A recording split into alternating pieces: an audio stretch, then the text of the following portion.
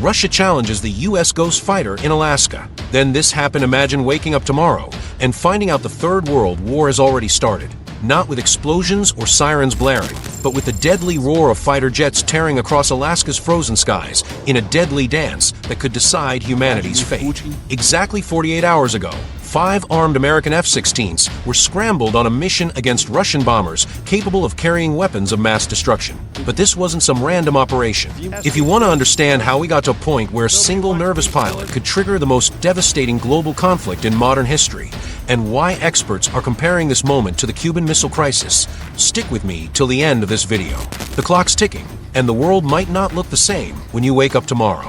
This past Thursday, September 25th, 2025, something extraordinary went down in Alaska's skies. North American Aerospace Defense Command, better known as NORAD, detected and tracked 4 Russian military aircraft approaching U.S. airspace. These weren't lost commercial planes or small recon aircraft. We're talking about 2 Tu-95 bombers nicknamed Bears in the West, capable of carrying long-range weapons, escorted by 2 Su-35 fighters, some of the most advanced in the Russian fleet. The American response was immediate and massive. The U.S. scrambled for F-16s, a specialized surveillance aircraft, and 4 refueling tankers. An operation costing millions of dollars and involving dozens of highly trained service members. But here's the key detail the mainstream media isn't telling you. This wasn't some routine intercept. The Russians flew straight into Alaska's Air Defense Identification Zone, an area that, while technically international airspace, is considered extremely sensitive by the U.S.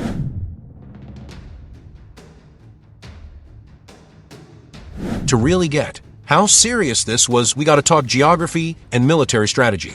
Alaska isn't just America's biggest state, it's literally the front line between 2 nuclear superpowers. The distance between Siberia and Alaska is only 55 miles across the Bering Strait. To give you some context, that's shorter than the drive from Sao Paulo to Campinas. In a world where hypersonic missiles can cross that distance in minutes, every mile counts. So when Russian military jets approach this region, they're not just passing by.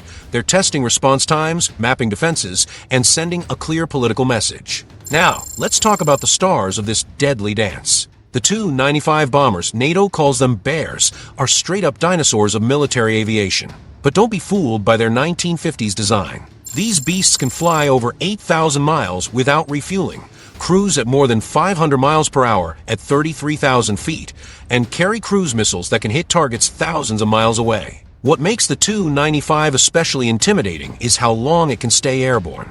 Picture a flying platform circling for 15-plus hours straight, loaded with either nuclear or conventional missiles. Back in 1961, a modified Tu-95 dropped the Tsar Bomba, the most powerful thermonuclear weapon ever tested. That gives you a sense of what these aircraft are capable of. The Su-35s, NATO calls them flankery, are a whole different story. These are Russia's top predators in the skies. The Su-35 packs an Urbis-E radar that can track targets at crazy distances, plus an advanced infrared search and track system that can pick up an aircraft's heat signature from up to 30 miles away. To put that in perspective, while you're reading this, a Su-35 could lock onto and ID its target before the other pilot even knows he's being hunted. Its aerodynamics, powered by thrust vectoring nozzles and a fly-by-wire system, make it one of the most agile jets around, able to pull up to 10 GS in maneuvers. Its firepower is just as nasty. The Su-35 can carry up to 12 short-range missiles plus 4 R-37MS. Each of those packs a 130-pound warhead, can hit Mach 6, and has a range of 250 miles. Translation: a Su-35 can shoot down targets way before they even know they're under attack. When you put Tu-95s and Su-35s together, you've got what military strategists call the iron fist in a velvet glove. The bombers serve as long-range strike platforms, hitting deep strategic targets, while the fighters provide deadly escort and cover, creating a lethal defensive bubble around the bombers. On the U.S. side, the F-16s may be based on a 1970s design, but after decades of upgrades, they're still among the most respected fighters in the world. But here's the detail most people miss. The U.S. had to send 4 F-16s against just 2 Russian fighters, showing not only how seriously they took the threat, but also demonstrating America's military doctrine of absolute numerical superiority. That 2-to-1 ratio says a lot about how the U.S. sees Russian capability. It's not just about numbers, it's about respect for the enemy's killing power. When you throw two F-16s at every Russian plane, you're admitting this isn't an adversary you underestimate.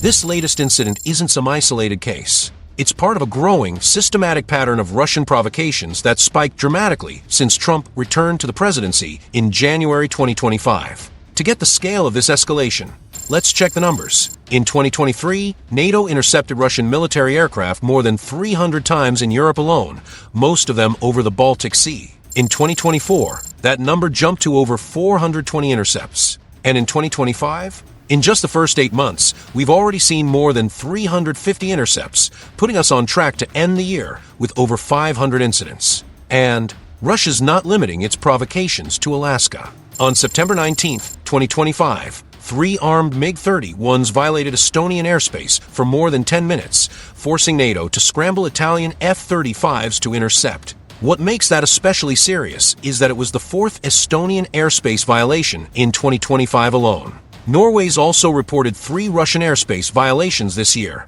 in April, July, and August, with the Norwegian government admitting it's unclear whether these are accidents or calculated provocations from the Kremlin. But maybe the most alarming case happened in Poland. In September 2025, Russian drones violated Polish airspace during strikes on Ukraine, and some were shot down by Poland with NATO support. What's shocking is Poland found 14 Russian drones on its territory. They weren't intercepted in the air, they were found on the ground, meaning they landed inside a NATO country. And back in July, something even more concerning happened in Alaska.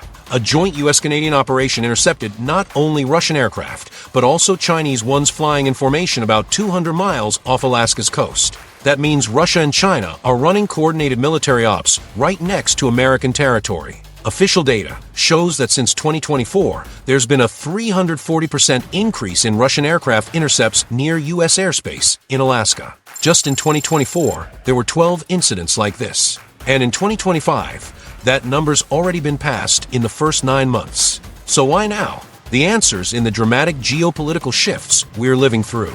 Putin isn't just testing air defenses. He's testing the West's very will to stand by its founding principles. The escalations followed a clear pattern. Every time Trump made a tough statement about Ukraine, Russia answered with another NATO airspace violation. Every time new restrictions were announced, Moscow sent its bombers on a stroll. Near Alaska, it's a dangerous dance where every move is carefully calibrated to push tensions right to the edge without crossing the red line into direct confrontation. Trump came into office promising to quickly settle the Ukraine conflict, but his talks with Putin aren't going as planned. In fact, sources close to the White House say Trump's getting increasingly impatient with Russia.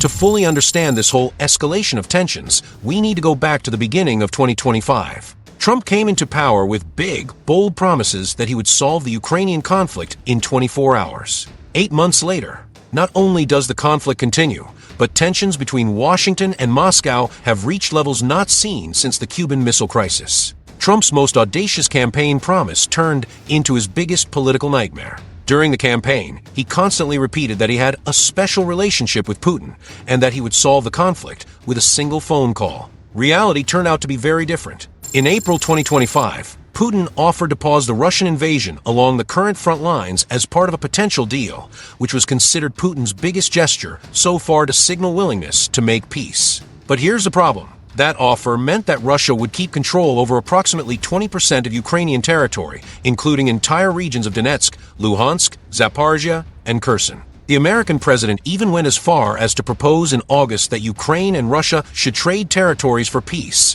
a suggestion that was met with scorn by Putin and outrage by Zelensky. Trump went so far as to pressure Ukraine to give up Crimea and abandon its campaign to join NATO during a tense meeting with Zelensky in Washington. The Russian reaction was devastating. Moscow not only rejected Trump's proposals, but also significantly increased attacks against Ukraine. Russia reacted with irony after this turnaround in Trump's position on Ukraine, making sure the conflict would continue. But here is where the situation gets really dangerous. Trump, frustrated with the lack of progress in negotiations, began an escalation of threats without precedent. In August, he publicly declared that Putin would face severe consequences if he did not agree to stop the conflict, threatening secondary restrictive measures on Russia's main trading partners and other economic penalties. Trump had threatened secondary restrictive measures on Russia's main trading partners and other penalties if Moscow did not make peace with Ukraine soon.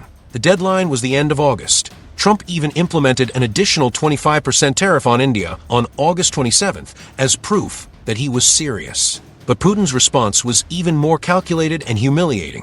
Since then, the conflict has continued, and over the weekend Moscow launched its biggest air attack so far. The Kremlin responded that the restrictive measures imposed by Western countries on Russia have no effect when asked about Trump's threats. The most embarrassing reality for Trump? Biden imposed new restrictive measures on Russia week after week to build pressure to end the conflict in Ukraine. In his second term, Trump has not imposed any. Russia's response? To accelerate provocative flights near American territory. It's as if Putin was saying, if you want to play tough, let's see who can take more pressure. Every Trump threat was followed by a new violation of American or NATO airspace. Every missed deadline resulted in more Russian bombers strolling near Alaska. Putin turned Trump's empty threats into a public demonstration of American weakness, and the entire world is watching.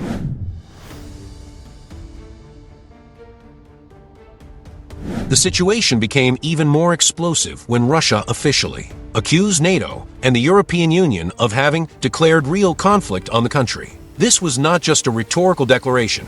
It was a fundamental change in the way Moscow sees its relations with the West. On September 25th, during a G20 meeting at the United Nations headquarters in New York, Sergei Lavrov, Russia's foreign minister, was categorical in saying that NATO's actions represent a direct escalation of the conflict beyond Ukraine's borders, and that NATO and the EU have already declared real conflict against my country and are directly involved in it. When a nuclear power declares that it is in real conflict with a military alliance, we are talking about extremely dangerous geopolitical territory.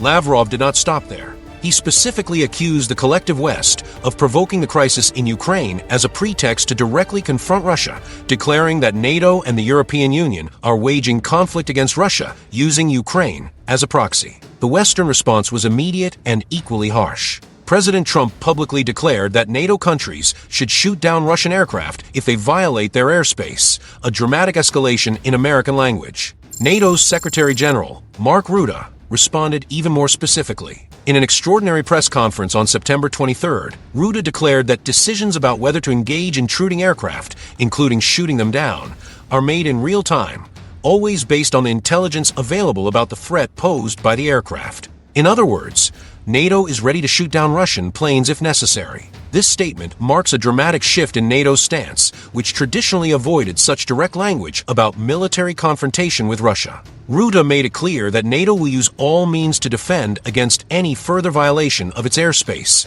language that diplomatically includes lethal force. But perhaps the most worrying development was revealed by Bloomberg.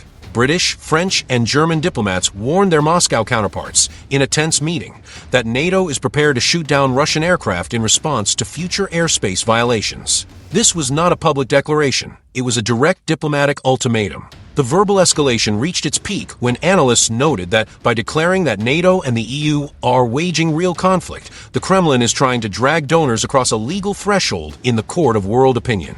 If the world accepts that this line has been crossed, Moscow may claim greater freedom to attack targets beyond the front lines. To put the gravity of this situation in context, since the end of the Second World Confrontation, we have never had statements this explicit about possible direct confrontation between nuclear powers. We are moving toward a scenario where a misunderstanding, a nervous pilot, or a communication failure could trigger a global conflict. The scariest reality? Both Moscow and NATO are publicly preparing world opinion for the possibility of direct confrontation. When diplomats stop talking about escalation and start talking about real conflict, we are stepping into completely new and dangerous territory.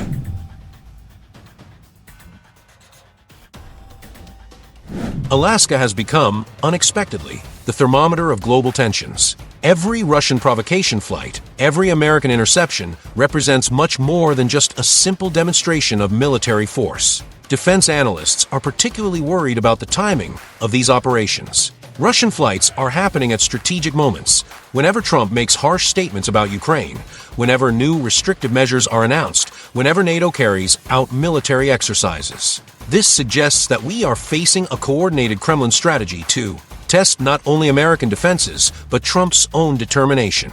Putin is essentially asking, how far are you willing to go? What makes this situation even more complex is that, unlike the old rivalry between superpowers, now we have multiple players. The presence of Chinese aircraft along with Russian ones near Alaska indicates that we are facing a new military alliance that directly challenges American hegemony in the North Pacific. So where does all this lead us? The implications are frightening and go far beyond a few planes flying near Alaska. First, we are witnessing the end of the world order established after 1991.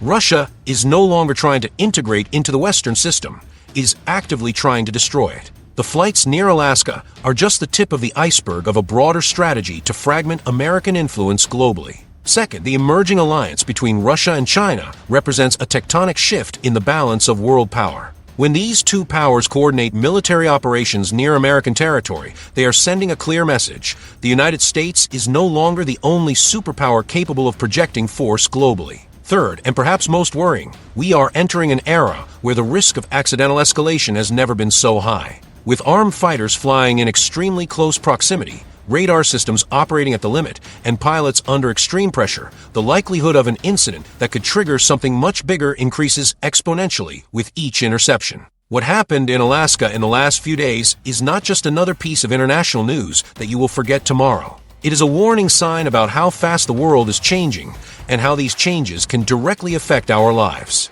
We are living through a historic moment where decisions made in war rooms in Moscow, Washington, and Beijing can determine whether the next decade will be one of global prosperity or devastating conflict. The deadly dance of fighters over Alaska is just the beginning of a new era of confrontation between superpowers. And we are all passengers on this uncertain journey. What do you think of this escalation of tensions? Are we heading toward direct confrontation between superpowers? Leave your opinion in the comments. Subscribe to the channel so you don't miss any analysis about the events shaping our future, and turn on notifications because the world is changing faster than ever. And remember, in a world where information is power, staying well informed is not just important, it is essential to understand where we are heading.